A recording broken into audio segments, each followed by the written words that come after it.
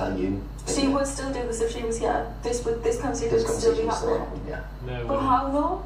No, because I would have to have this conversation. Because I wouldn't be able to feel like I could leave. Were you feeling like this when she was here? And then what you were saying, your philosophical words of after you're before and all that jazz. Did you hear me say anything about like any specific person?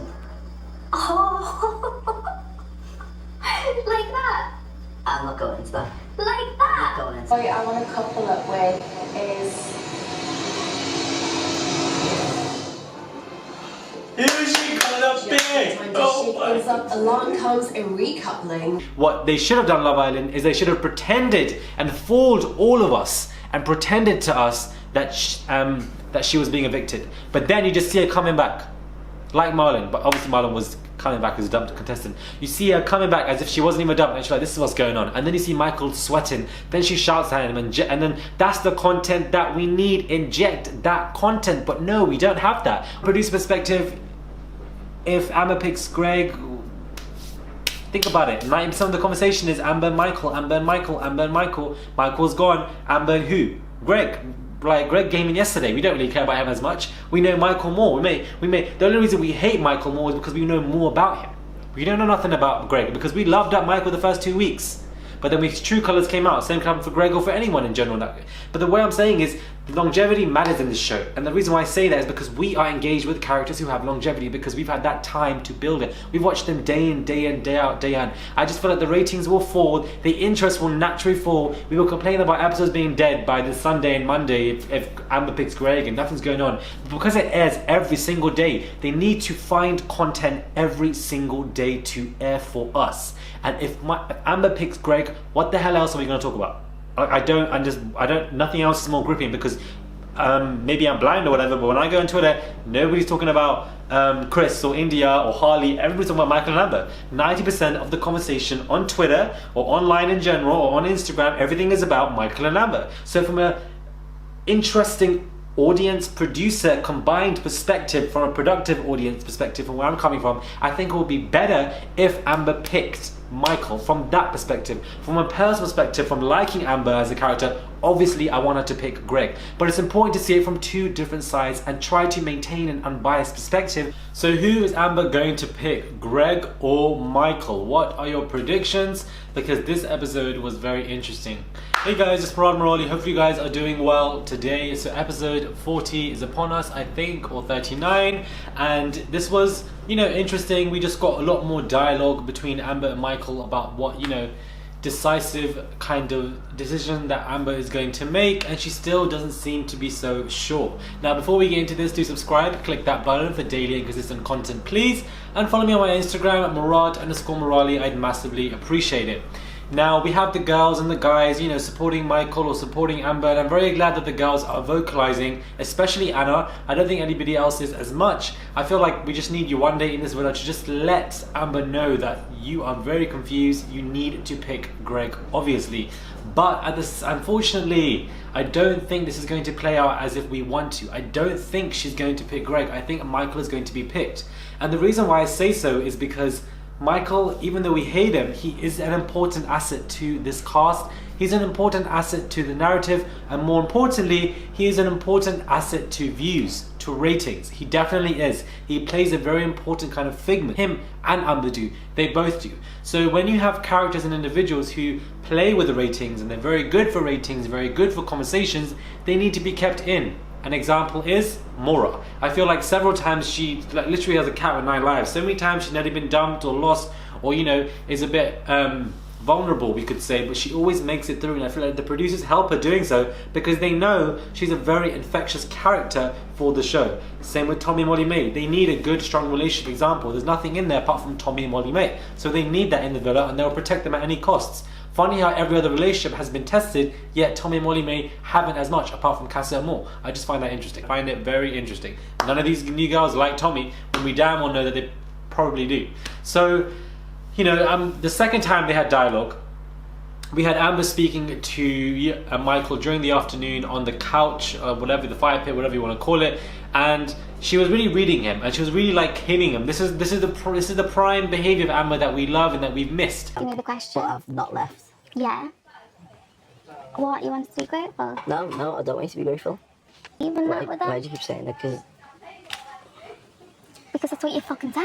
I needed to make things right. And that we haven't seen for a very long time. This is what I mean by I feel like Amber's back now. I feel like she's finally getting back into her groove, and we haven't seen her like this. Obviously, because the last 2 weeks have been very ridiculous with the whole Joanna and Michael just nonsense, but we have her, you know, very quick-witted with her answers, very quick-witted with her replies, and if Michael says something, she will catch out that dead end and lock it out and call it out, and she does that at least 3 to 4 times in these conversations, to the point where Michael is literally like hesitating, looking for reasons, not looking at her. The body language is so clearly same as Danny with Yewande. History is repeating itself. We can see him just not looking at her, looking away, being a bit annoyed, like, you know, trying to make these reasons up.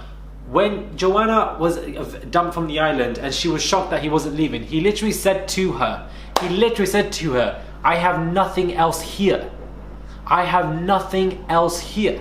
So if Amber actually picks Michael, I'm going to be irritated. And I know there's feelings there. And when there's feelings for somebody, it's very, very difficult. And it's so easy to go back to that individual because all you're recalling are the pros. That's why it's easy. But you have to remind yourself of the cons, of the negatives, to the point where if you want to, write them down on a damn paper. From how he literally left her, embarrassed her, shouted at her, screamed at her, treated her like a dog, literally abandoned her for somebody else. And Anna hit the nail on the head. And this is why I like Anna again. I feel like things are going back to the first couple of weeks. Weirdly, we're beginning to like Anna one more time because she's saying things that nobody else is saying in the villa. If Joanna was still here today, present day in this villa, this would not be going on. Point blank period. This would not be going on at all. So I just find this to be quite upsetting that we're having a situation where I feel like Amber's going to pick Michael. I feel like that's probably going to happen, unfortunately. She wants to go back there just to see how it is. She gets very giddy and says more things like, oh, do I look cute? Why is no one saying I look cute? Like on the bed. She knows Michael is there. She's saying this type of stuff just so, you know, he hears it, because that brings satisfaction to her. Now, Greg, I feel like is a very nice guy. He's a very stand-up guy, very decent, nice, chilled. However, I don't think she's going to pick him. I would like her to, and I'd be happy if she did, but to be honest, do we want that? Think about it from a, you have to, the reason why our predictions are constantly coming correct is because I'm thinking from this from a producer perspective. Even that with Why that? do you keep saying that? Because that's what you fucking said. I needed to make things right. From a rating perspective, from a business perspective. You would want her to pick Michael because that would cause more conversation and it would cause us to be seeing what's going on in the next episode or the next episode. We want to see what's going on. Like, if she picks Greg, what's next? Because this whole Ovi, Chris, India kind of triangle is dead to me. Like, really, truly is dead to me. Then we have Harley looming around doing absolutely nothing. And she is probably the most irrelevant character in the show. Like, I don't know what are you doing? Like, what are you doing? Like, just leave, because no one's really looking for you and you're only looking for yourself, child. I don't know what's going on with you. And I just, like, Francesca, I think she's a cute, nice girl, but again, she's really just dissolved in this villa. Like, a few one-liners and that's really it. And it's so sad that we're only centering around Michael and Amber. And when I keep saying this, because nothing else going on, there's only 2 different narratives here. This whole, I don't even, more on Curtis stuff, they seem to be doing well. I just find it a bit of a shame, to be honest, that there's nothing else going on in this villa apart from Michael and Amber. They are centering this center stage. So if they are centering Michael and Amber center stage, they are going to do the absolute most to prolong that. In order for them to prolong that, he has to be picked, and this is why I feel like she's going to pick him. I could be wrong, I haven't been wrong yet, but nobody's perfect. I can easily be wrong for this prediction, and I feel like maybe she will go for Greg, and if she does, I'll be elated and very happy. So I feel like she will, but I have this inclination, this feeling that she's going to go for Michael, only because this will be perfect for a rating producer perspective. People are going to be more elicited into it. Twitter will blow up, people will talk about it online, there'll be funny snaps, videos, whatever. Like, I just feel like there will be. I have this weird inclination, I don't know. There's nothing else we need to talk about in this review. Like, what, okay, this Ovi kissed India, and you know what, then we have Chris who really likes India, but he hasn't really, like, he made it properly, like, you know, forward to her. But I feel like, yet again, Chris and India are just too new of characters for us to be engaged in their conversations, to be engaged in these narratives. Ovi we like, only because he's got a good personality, he's funny, full of memes in general. has knowledge, befriended Amber, likable character, so we like him for that and we love him for that. Cool, put him to a side. But with India and Chris, it's just way too early for us to really be stopping what we're doing to find out what you're saying, because you ain't even that important, because you came in a week or two ago. So it's like Jordan and like we're not really checking for you. So it's a bit irritating, and this is what happens when a lot of the originals really get kicked out, because we had Lucy who gone, and we had Amy who went the same day, and then we obviously had Yewande who was dumped. So we have a lot of girls who left, and these were original girls that we built relationships with. And with Anna and Jordan, that really hasn't been invested in this particular episode, but I'm very glad that she's sticking up for Amber as she should have. And even Maura finally said that, you know what, you should just pick Greg, and hopefully she's saying that because she knows he's a nice guy. And we see Greg, who seems to be very respectable, didn't kiss her in the challenge. This is probably one of the best challenges in the season. The way Ovi was doing it was just so smooth and perfect. The way Anna fell was hilarious. Like, we had some good laughs and good moments, and I just feel like we should have had better challenges, to be honest. I feel like this season has really had overall terrible challenges. One tweet challenge. We should have had more challenges where, you know, it's uncovered that people have said things about people behind their back to elicit some drama, elicit conversations, elicit some arguments. Where has that challenge gone? Or maybe I'm blind and I haven't seen it, but obviously I've been reviewing every single damn episode, so I just haven't recalled that challenge yet. So I just feel like the challenges are not on par. The narratives are really like just like, this season is good for drama. Don't get me wrong, and I feel like obviously ratings have gone high, but the reason my irritation is this drama is only dependent on singular few characters, not a diverse, various amount of characters. We're not seeing anything going on with Francesca beefing this, or she's pissed off with him, or he's pissed off with her. This is what we want to see. We don't want to see lovey-dovey nonsense 24/7. Tommy and Molly May, like, it's just always about Michael and Amber for the last 2-3 weeks. And I feel like it's just annoying me now, and it's just like, if Amber picks Greg, what the hell are we going to talk about for the next 2 weeks? We got 2 weeks, you know. 2 weeks isn't that short. That's 14 days, but obviously we've got just under 2 weeks. Because it airs every single day, they need to find content every single day to air for us.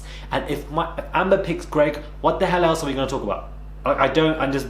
Nothing else is more gripping, because maybe I'm blind or whatever, but when I go on Twitter, nobody's talking about Chris or India or Harley. Everybody's talking about Michael and Amber. 90% of the conversation on Twitter or online in general or on Instagram, everything is about Michael and Amber. And I'm kind of glad in a weird way that the POC have really taken center damn stage for these narratives on a show that's not really centering for POC. From that perspective, I think it's cute, and I feel like, okay, cool. And I feel like this season has had more POC than any other season, point blank period. From Anna to Jordan to Jordan to Danny to Yewande to Sharif to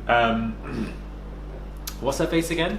To that girl who said that she was going to take someone's man for Casamore, but she took no one's man. Then you got Belle, and then, well, she's white passing, and then you just have Elise, you have Ovi, you have like so many more, like just a lot of individuals. At least like 10 or half of the cast were POC, and we haven't had that for a while. So from that perspective, I feel like this season is good, but I just feel like you have to think about it from not the perspective that what we want as a perspective is that we want Michael to pick. We want Michael to get dumped. What we really want is Joanna to come back into the villa and to make Michael sweat. That is the content that we need. If Love Island were clever enough, they would have brought her ass back in straight away and said, you know what, I'm not really gone. But obviously my girl's on the damn couch with Jack shouting to the TV right now. Producer perspective, if Amber picks Greg, think about it. 90% of the conversation is Amber and Michael, Amber and Michael, Amber and Michael. Michael's gone. Amber and who? Greg. Like, Greg came in yesterday. We don't really care about him as much. We know Michael more. The only reason we hate Michael more is because we know more about him. We don't know nothing about Greg because we loved up Michael the first 2 weeks. But then his true colours came out. Same can happen for Greg or for anyone in general. But the way I'm saying is, longevity matters in this show. And the reason why I say that is because we are engaged with characters who have longevity, because we've had that time to build it. We've watched them day in, day in, day out, day in. I just feel like the ratings will fall. The interest will naturally fall. We will complain about episodes being dead by the Sunday and Monday if Amber picks Greg and nothing's going on. So from a interesting audience producer combined perspective, from a productive audience perspective, from where I'm coming from, I think it would be better if Amber picked Michael. From that perspective, from a personal perspective, from liking Amber as a character, obviously I want her to pick Greg, but it's important to see it from two different sides and try to maintain an unbiased perspective. Reason being is because we just don't know what's going to happen, and you need to see it from both different sides. This review is going to be a bit longer because I feel like a lot of people were saying, oh, you know, it's a shame Miraz reviews are 10 minutes, so I thought I'd make it a little bit longer for you guys so that you can enjoy a little bit more content. For not that I'm obviously always throwing out content these days, but still, let me know your thoughts, please. Subscribe, and comment down below. I want to know your thoughts on this video, especially. What are your thoughts? From what I'm saying, do you now prefer her to pick Michael, even though we don't want it to happen, or do you prefer to pick Greg? Like, from a producer audience, from a producer perspective, I want obviously Michael, but from a personal audience perspective, I obviously want Greg. See it from both sides. Subscribe, follow me on my Instagram, please, Miraj_Morali. Comment, share my video, like and subscribe, and I'll catch you guys soon for another video. For tomorrow's Love Island. This is just gonna be crazy. I have no idea who she's gonna pick. Damn.